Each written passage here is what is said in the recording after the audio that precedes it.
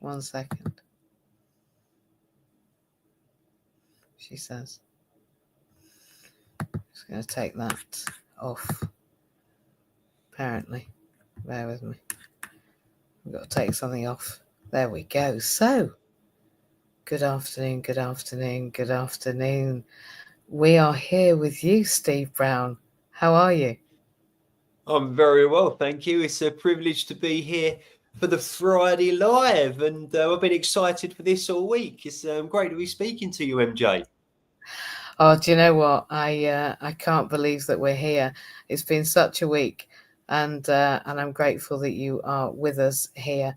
Look, I'm going to ask you some questions this afternoon, and I think they're probably questions that you've answered before, but this is going to go out live now. Then it's going to go out later as a podcast. We're going to, regurgitate this content and make it so that everybody knows who Steve is and what he's about, why he's here, and why he is who he is. So I've got a few questions for you. Is that all right? No problem at all. All right. So first of all, everybody wants to know. I've been talking about you in Dubai. I've been talking about you to Uganda. I've been talking about you in the USA. I've been talking about you without you, which is not a good look. But I just want to know, who is Steve Brown? It's a big question. No, well, Steve Brown is Steve Brown, I suppose, is the makeup of his past. I mean, I started off as a young lad, very interested in sport, very interested in wildlife. I grew up enjoying school, but my time at school was very much around sport. My focus wasn't very academic all of the time. And when it came to seeing my careers advisor about the person that I wanted to become, and they're there to fuel you with ambition for following your dreams, well, I got there and I said, well, I want to be a sports person. And he said, Stephen, people like you don't end up being sports people. And I was taken aback by it, really. And he said, it's not about how good you are. You're very good at sport. This is about your attitude. It's about your thoughtfulness and your commitment to other people. Yeah, you love your sport, but you don't turn up on time unless it suits you. You don't worry about who's washing the shirts. You don't think about the team. You play sport because you want to when you want to. And it took me a little bit of time, but on reflection, he was absolutely right. So instead, I thought, well, what else can I do? And I was sitting there watching David Attenborough, The Trials of Life, with my dad one evening. And I said, this is it. If I'm not going to be a sports person, I want to be like David Attenborough. So for the first time ever, I was excited to get to school to go and speak to my careers advisor. He said, Stephen, people like you don't end up like David Attenborough. And I was thinking to myself, what's going on here? You know, the two things that I've filled myself up with passion to do, and I'm being told that they're not things that I'm capable of. So I spoke to my dad about it, and I'm very close with my dad. I don't take it for granted. I know everyone's got different family environments, and I'm very lucky. I'm the oldest of 4 brothers, and we're all very close.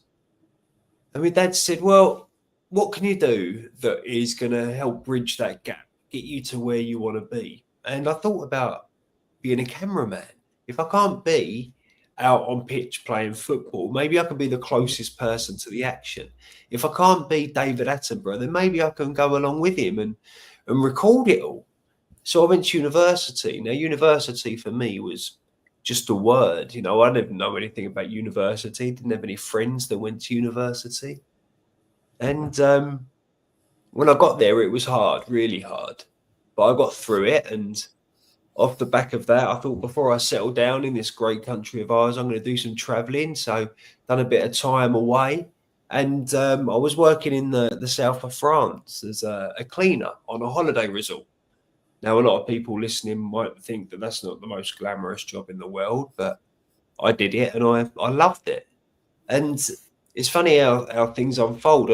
I started off as that cleaner, and then The next year I got promoted and promoted again. And before I knew it, this year abroad had turned into a lifestyle. And I was area manager, overlooking 11 resorts in the south of France and Spain.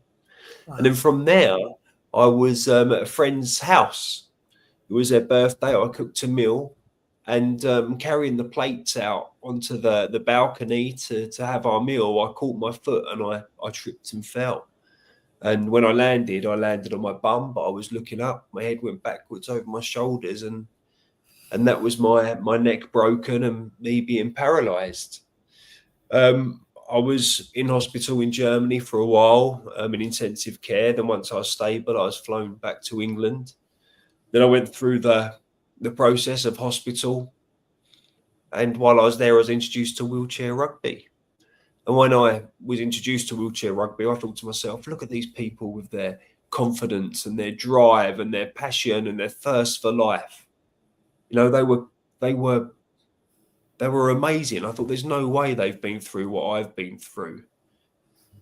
Then I looked closer and I realised that although my hands don't work very well, some of them couldn't move their hands at all. Some of them didn't have hands to move. And I thought, well, who am I to be sitting here scared and nervous about me and my future when there's people in this world with far less ability and less support than I've got?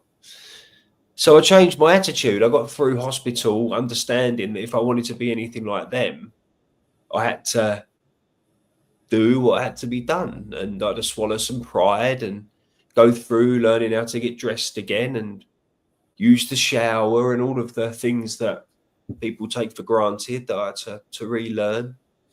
Then, you know, I went down to play wheelchair rugby for the first time, and it was amazing. These people, they weren't just great sports people, they were great individuals. They knew I was scared and nervous, and they'd done everything they could to make me feel welcome. I went back a second time and a third time, not because of the sport, but because of the people and how they made me feel. One thing led to another, and a few years later, I was captain at London 2012 for the Paralympics, and that was brilliant. I wasn't, you know, you think about the opening ceremony, the crowds and the fireworks, but I wasn't there for that. I was there to lead the team, and that's what I'd done to the best of my ability. We finished 5th. You know, it doesn't sound too bad when you say 5th in the world, does it? But we wanted those medals. So started training again towards Rio. Try and get the medals there because we couldn't get them the first time round. Well, on the build up to Rio, at training, my hand was on the wheel when one of my teammates crashed into my elbow. My hand and my arm all shot forwards, but my thumb was caught on the wheel. It dislocated my thumb, and I had to have an operation to get my thumb back out from up in the lower part of my arm and my wrist. And that injury meant that I wasn't going to be fit and ready for Rio. So I'd spent all of my time focused on this sport and, you know, getting to be the best that I could be on it. So from a troublemaker at school to area manager, from, you know, troublemaker at school to university, then a cleaner to area manager, then breaking my neck to captain of the country. And now through no fault of my own, all my direction and plans have all gone again. You know, it was unreal. And then one thing led to another, and the doors opened for me to do some presenting on sport instead of playing it. And then that transcended into me then doing some wildlife presenting and that kind of thing. And, you know, and now I sit here and I've been very fortunate with some of the places and the things that I've seen. But it's quite funny how none of it was a straight line, and none of it was ever when I was in control. You know, I've taken control from a situation, but every single time I've had to reinvent myself was through something that I hadn't planned. Do you know what? I think you've just circumnavigated about 5 of my questions, and that's fantastic. Because I think, you know, I was going to ask you about what were the challenges with becoming paralysed. You know, we both use wheelchairs, okay? What helped you transition into being a Paralympian? Well, I think you've answered. No, I don't think I have. You know, you talk about the issues with becoming using a wheelchair. You know, they both mental and physical. The things around the issues with becoming paralyzed. At first, you go through the stages, don't you? And I was told quite early that I wasn't going to walk again. Very often people will say to me, you know, oh, my friend was in a wheelchair, they broke their neck, but they tried so hard and now they can walk again. And you think to yourself, you know, this really isn't about trying. This isn't. Do you really think that I didn't try? And and it's quite demoralising sometimes. But the truth is that I'm pleased they walked again. I'm glad that people find themselves being able to get better. But the best comparison I've got is, you know, if you cut your skin, if you cut it with a nice clean blade, it will heal nicely. If you cut it with an old rusty saw, it's going to leave a scar. Now, the way that I had my injury was very rusty saw as opposed to clean blade. And so it just means that there's a lot of mess and a lot of scarring with the injury. And so it was, you know, but you have this idea in your head, no, I'm the miracle. I'm going to walk again. You know, I'll be the one that surprises everybody. And I can remember the hardest part of that was when that miracle, you know, it was obvious it wasn't going to happen. I went to get measured up for my first chair. And there I am. And it says in the physio gym, and it says at the top of the form, Steve Brown, non-walker. And it's there in black and white. You know, you're not going to walk again.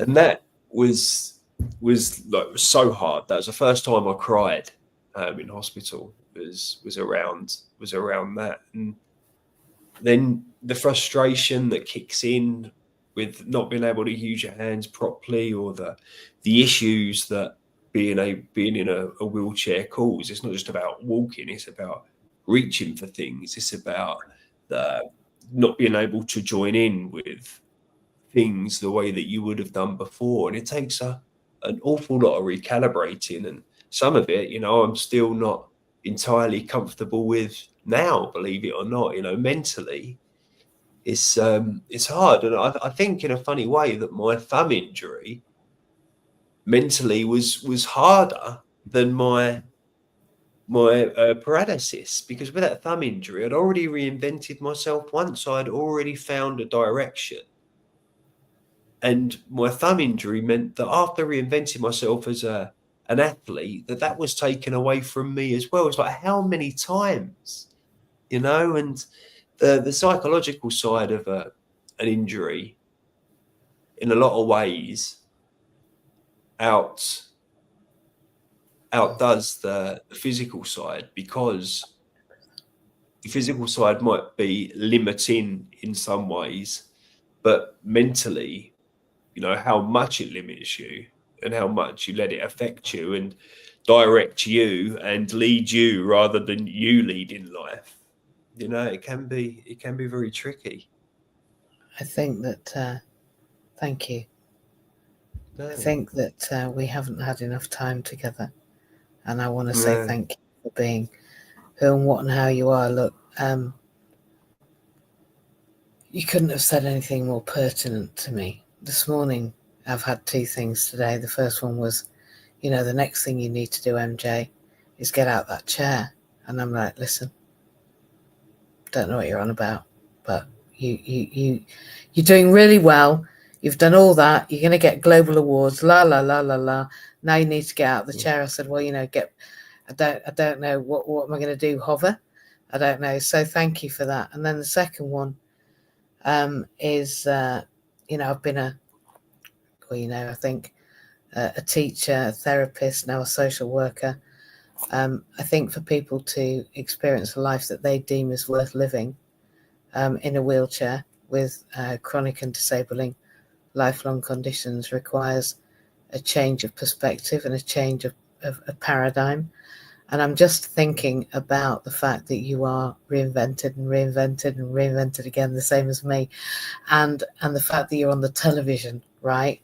And I'm not being funny here, But I think there's some perspective maybe that says, well, you're in a wheelchair, mate. Like I went on, right, that business show, I can't remember the name, where he used to be in a marketplace, I don't know, where he had a business. Anyway, and I went and I got to the last thing. I can't remember his name. It doesn't matter. I know I should.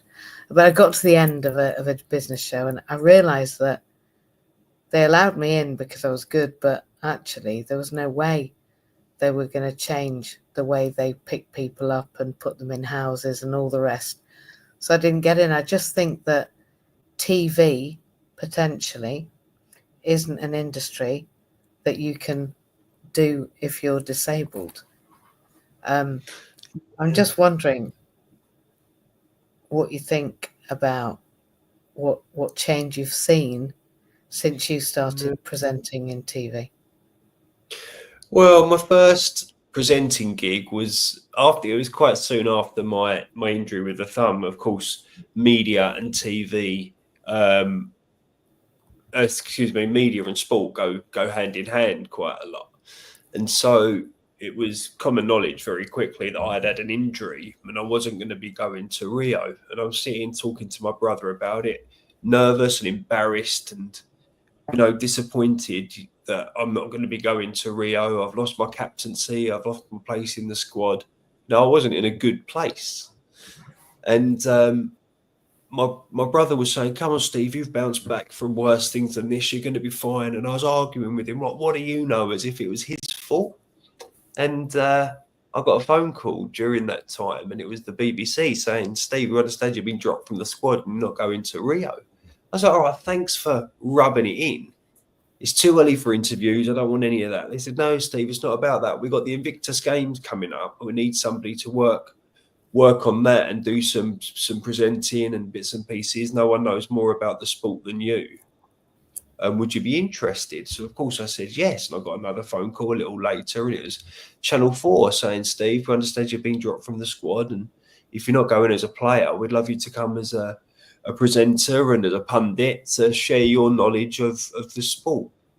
So it's quite funny. The first jobs that I got with television were through Paralympic sport, through para sports, and not just through like me playing, but then having the opportunity to introduce it to the masses via television.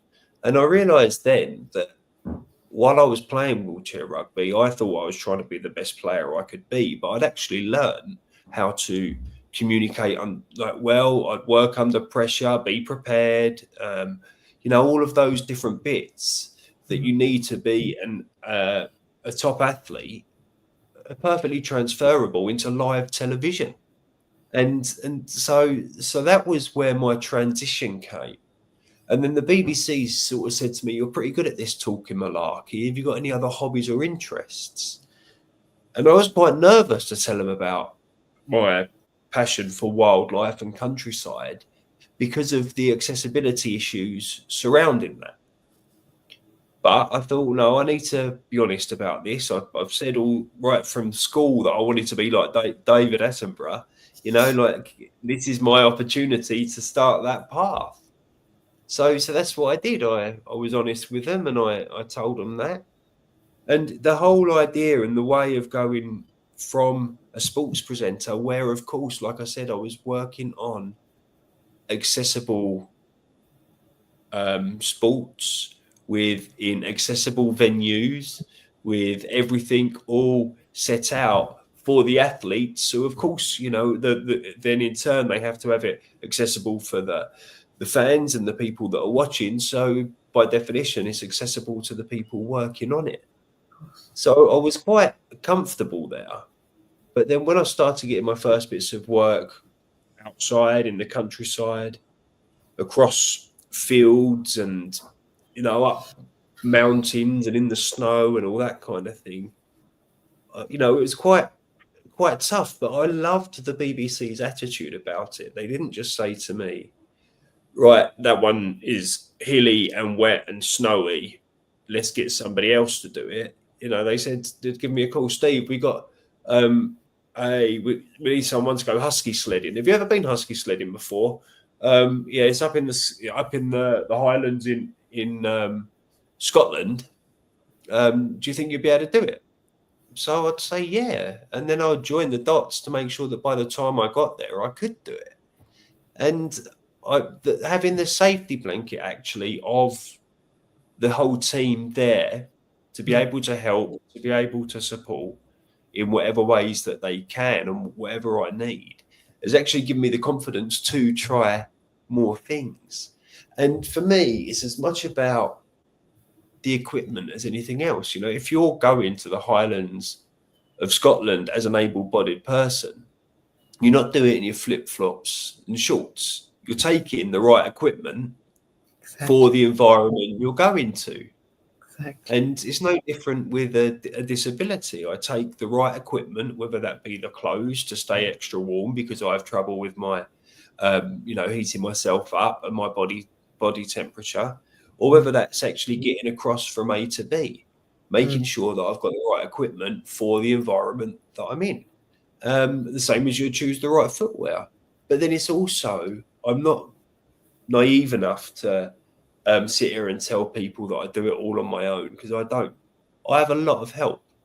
And the biggest barrier, I think, for me would be to be there and not do things through stubbornness, through embarrassment, and that kind of thing. And if I need help with something, I ask for it, because you limit yourself by not asking for help and support, you know. And I wouldn't have done any of the things that I sit here and talk about with you or have won awards and trophies for if it wasn't for the help and support of others. I see asking for help and support as a strength, you know, not a weakness.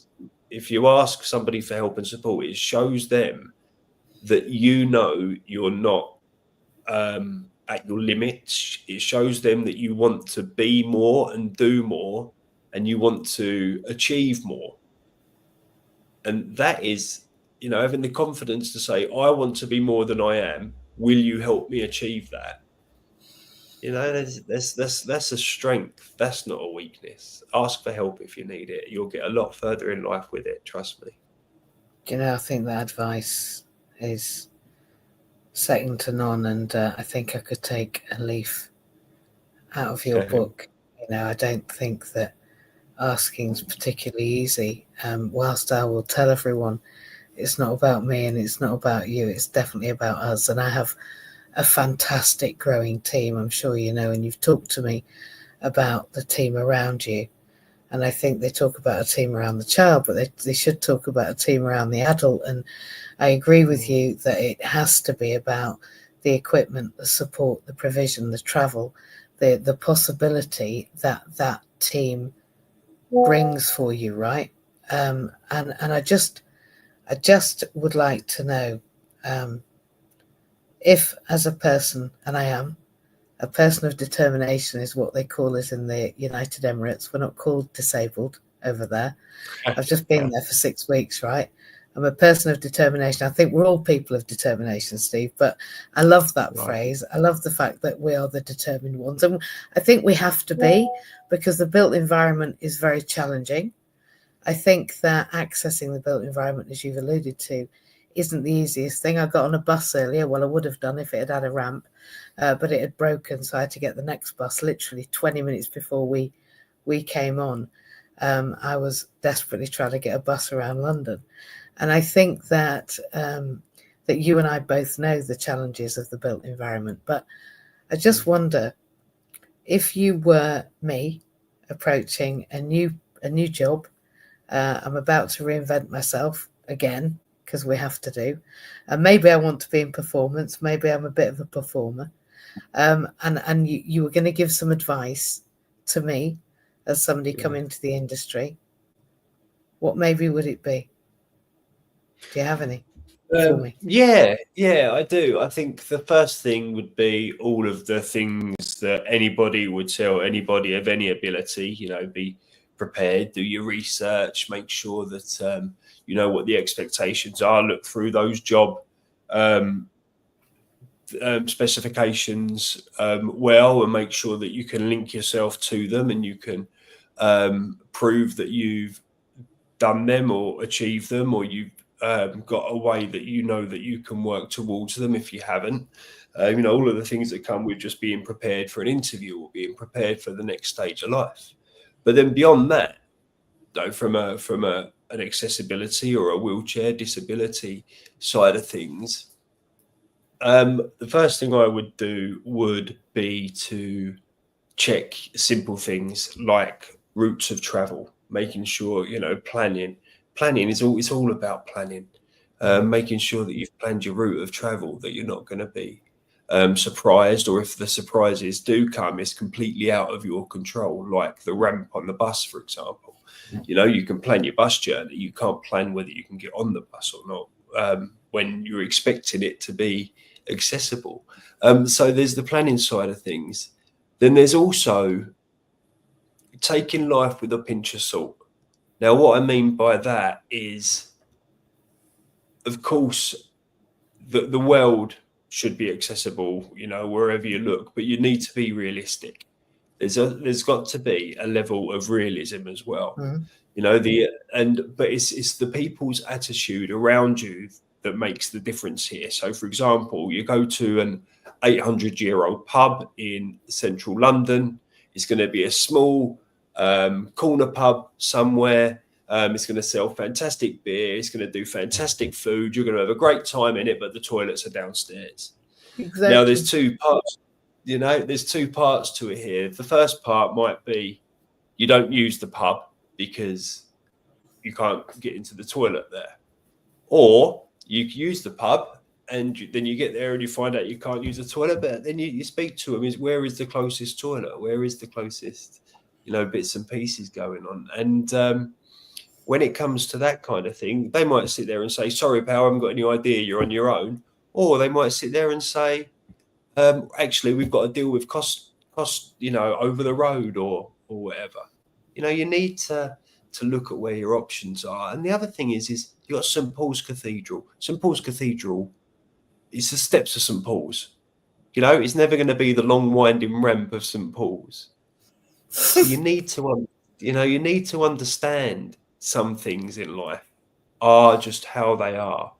And if there was a new pub built, I would expect it to have an accessible toilet to it, and I would kick up a stink if it didn't.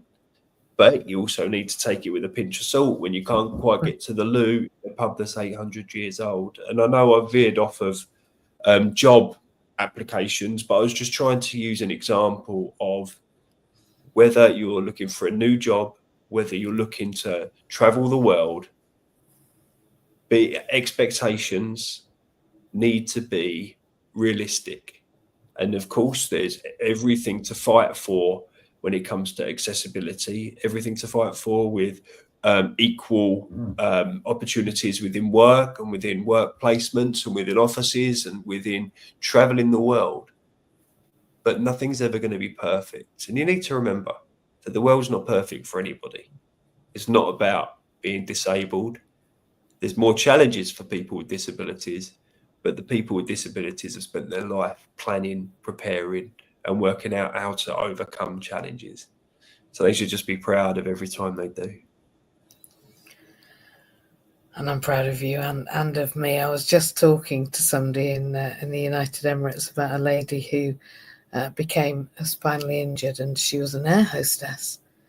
And she decided that she should be able to continue to be being an air hostess. And, I don't know about you, but I've been on planes in the last 3 months, and I won't be travelling up and down the aisles in my wheelchair. I might be on an aisle chair going backwards to get into first class to slide my bum in, because even my bum fits in there in first class, to lay down and get in there. But, realism, right? You're not going to continue to serve dinner, chicken dinner, using a wheelchair in an aeroplane. You're not going to do that. So maybe the office job, helping people arrange their travel, might be the thing that you need to do. Just saying.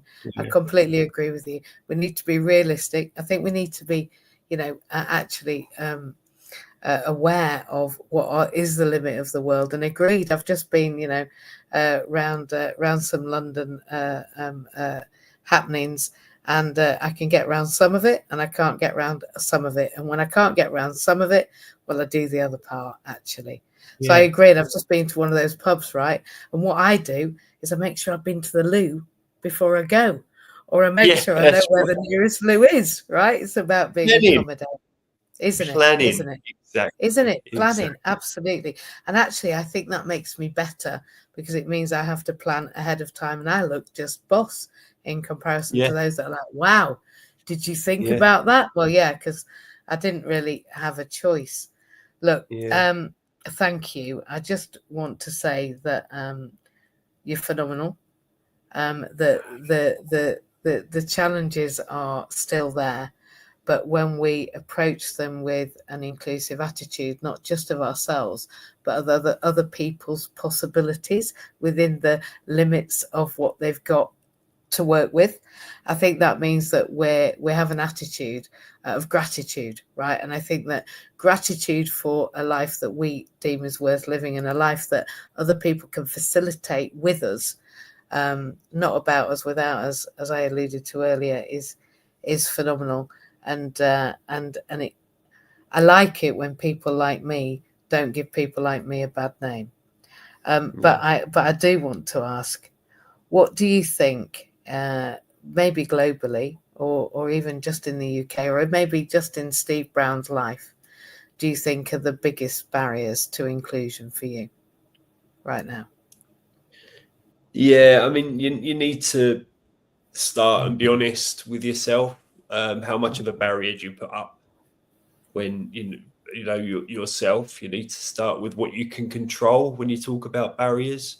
And the first thing is, what is your attitude? When I was first injured and first out of hospital, I didn't do anything for 5 months because I was worried about what other people thought, what other people's impressions of me are, which are all very valid, and I understand when other people have got them.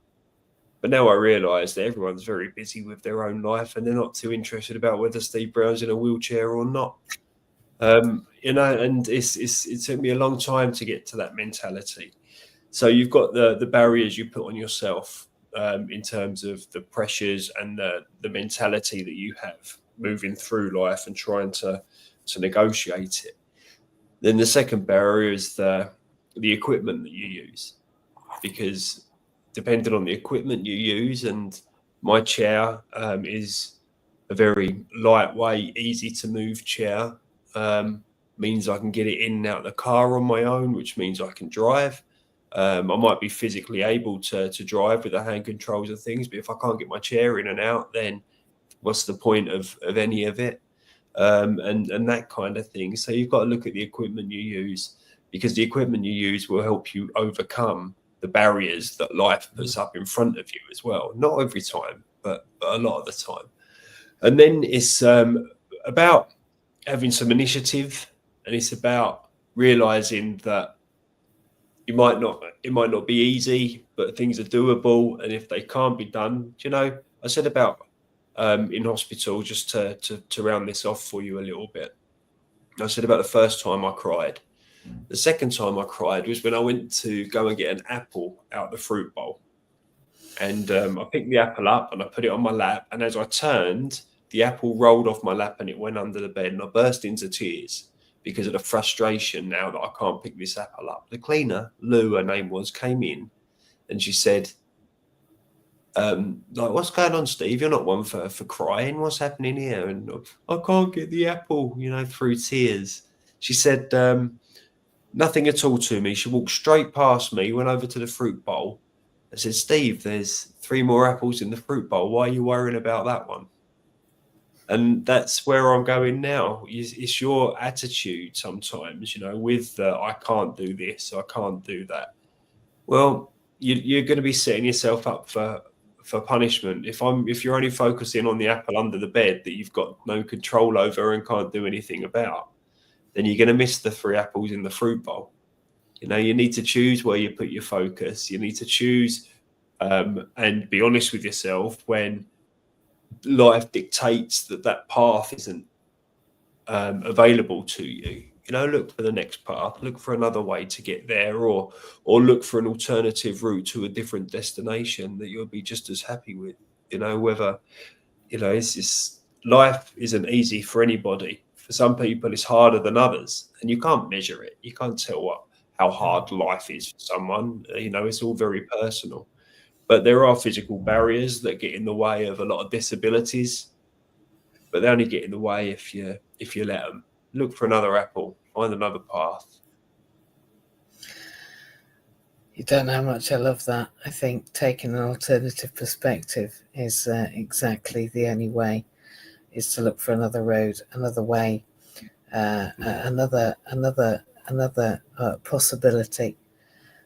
Look, there's some questions I was going to ask you, and I'm just not going to, because I think you have been a phenomenal storyteller. And I think that's important when we are alluding to how we create a life that we deem is worth living. I am more than honoured than I was already to be talking to you today.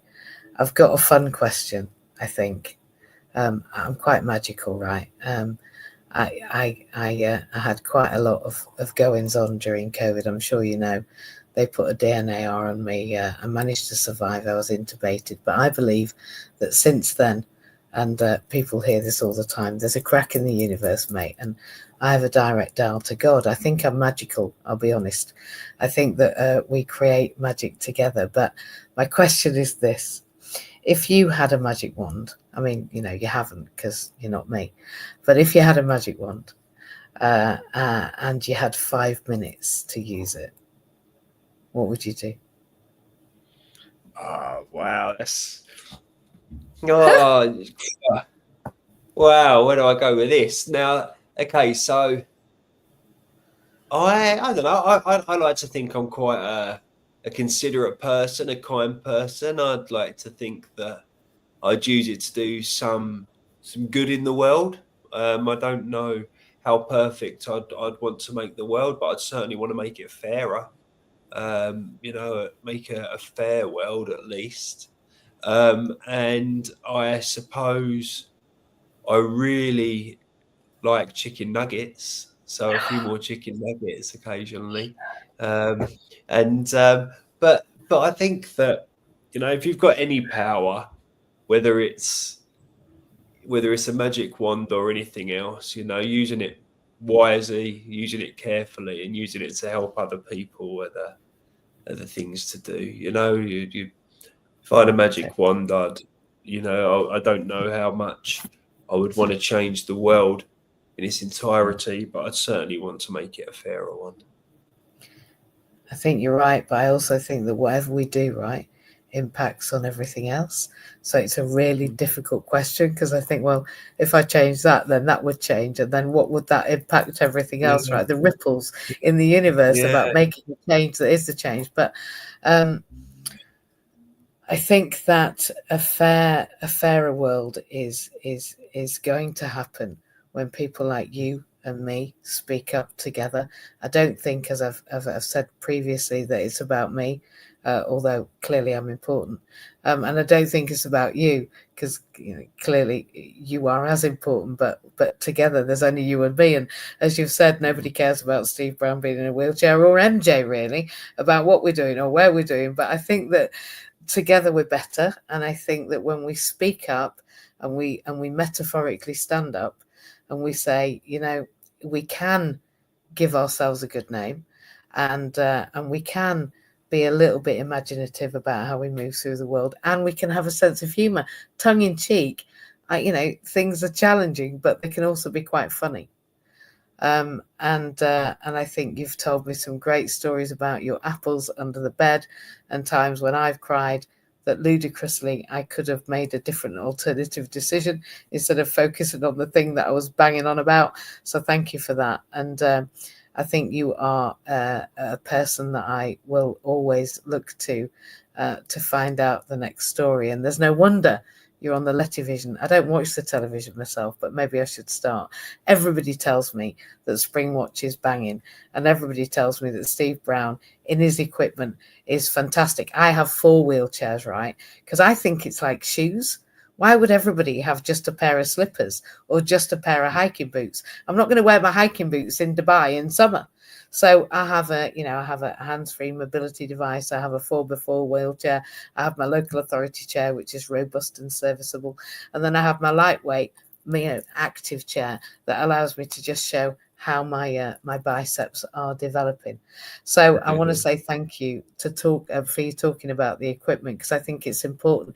It's horses for courses and equipment for purpose, and we are therefore able to show people together that we can create a life that we deem is worth living, using not only the access to the built environment, whether we're in the pub in London, which by the way I've just been to, or getting on the bus, whether it's got a ramp or not, or whether we are just accessing a sexy wheelchair. And I've got a few. I know you have too.